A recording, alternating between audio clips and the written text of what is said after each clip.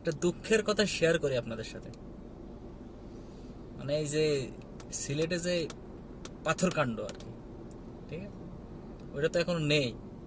তা আমার এক বন্ধু আওয়ামী লীগ করে, ঠিক আছে, আওয়ামী লীগ করে, ক্লোজ ফ্রেন্ড, খুব ভালো দেশপ্রেমিক সে। যাই হোক, এখন ও আমাকে মেসেঞ্জারে নক দিচ্ছে, বলছে কিরে পাথর তো খাইয়ে ফেললি সব, আমাকে আমলে দেখ ছবি, ছবি পাঠাইছে, ফটো কার্ড আগের এবং পরের। তাই আমি বললাম কি দায় তো তোদের। তো বলতেছে কেন?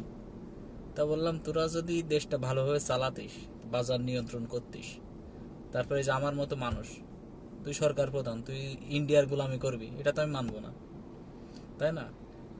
মানে এগুলো তো জানিস, আগে আলাপ হয়েছে তোর সাথে। এইগুলো যদি না করতিস তাহলে তো আমাদের আর এই 5ই আগস্ট করা লাগতো না, তাই না? আর 5ই আগস্ট যদি না হইতো তাহলে তো এই পাথরগুলো এখানে থাকতো। হিসেব ঠিক কেনা? তার মানে 5ই আগস্টের পরে যতগুলো খুন, তারপরে আপনার এই যে পাথর লুট এবং হোলি লুট, তারপরে আরো অনেক যেগুলো হত্যাকাণ্ড হয়েছে, সবগুলো আবার ঘুরে ফিরে আমলিকের দায় নিতে হবে। তারপর দেখলাম আর কোনো কথা বলতেছে না।